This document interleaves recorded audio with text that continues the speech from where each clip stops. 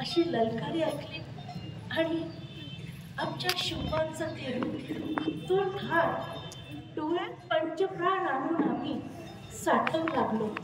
हृदयाच्या गाभाऱ्यात असंख्य सताऱ्यांच्या तारा छेडला जावा आणि लक्ष लक्ष शंखध्वनींचा निनाद व्हावा असा तो आमच्या शिवबांचा नव्हे, राजांचा नव्हे, छत्रपती शिवाजी महाराजांचा राज्याभिषेकाचा सोहळा.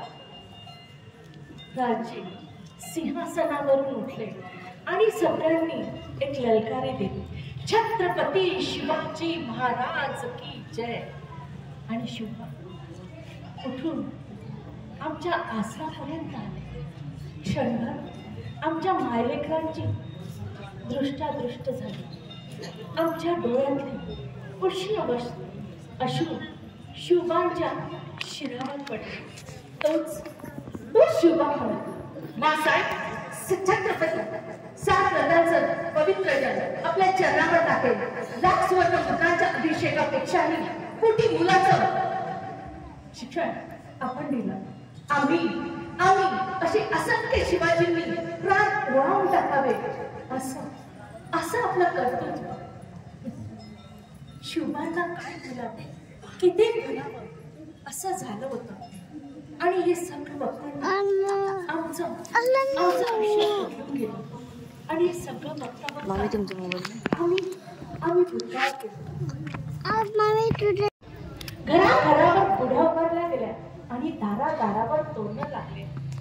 सगळीकडे आनंदी आनंद. गडीच्या डवलत हसी आला. प्रत्येकाला समोर येऊन त्याला साखरपान वाटल्या गेली आणि मुठभर साखर वाटल्या गेली. आणि आमचे आबासाहेब म्हणाले, आसमानी 4 भावंडांच्या पाठीवर लक्ष्मी जन्माला आली. आम्ही आमचं पोट धन्य झालं. शिवराम गुरुवांनी पंचांगाची पानं उलटली. श्री रूपशाली बहार, हे कलंकित संवत्सर, पौष शुद्ध पौर्णिमा अशा योगावर जन्मलेली व्यक्ती म्हणजे राजयोगी. वर्तमानाला छेद देत भविष्याचा वेध घेणारा, दाही दिशा आपल्या नावावर कौतुक करणाऱ्या आणि नावारूपास घेणाऱ्या असा ही बारशाची जय्यत तयारी सुरू झाली. गावागावातील लोक लखोजी राजेंच्या जागवांच्या वाड्यावर येऊन राजे महाराजे बलुतेद्या असे सगळे लखोजी राजे जागवांच्या वाड्यावर आले. कंग सुरू झाले, टफावर हात पडले. राणी कशात एकच गोंधळ आणि त्या गोंधळात आमचा पाळणा जोजावू लागला.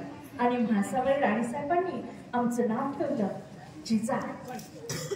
लखोजी राजे जाधव आणि म्हासावळी यांची आम्ही राजकन्या होती. पिढा कोणाची नजर होऊ नये म्हणून म्हासावळी राणीसाहेबांनी आमची भीड काढली आणि बहाजी जा औषधवंत हो असा आशीर्वाद दिला. मालोजी राजा म्हणजे मातब्बर, उमाऊ राणीसाहेब आणि दीपाऊ राणीसाहेब अशा त्यांना 2 राण्या. दीपाऊ राणीसाहेबांनी आम्हाला पाण्यातच हेरलं आणि म्हणाल्या, जाधवांची ही लेक भोसले घराण्याची सून व्हावी म्हणून काही वर्षात आमच्या घरी निरोप आला.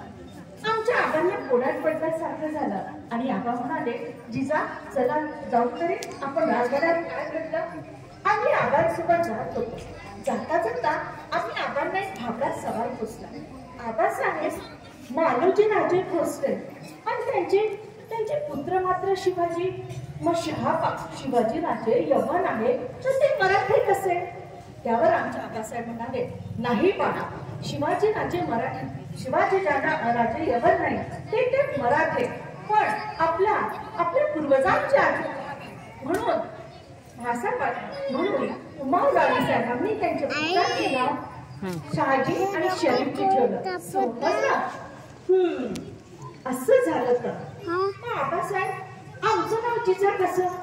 त्यावर आबासाहेबांचा स्वर बदलला आणि त्यावर आबासाहेब म्हणाले, तुमचं नाव आम्ही जिजा ठेवलं ह्याला काय अर्थ आहे.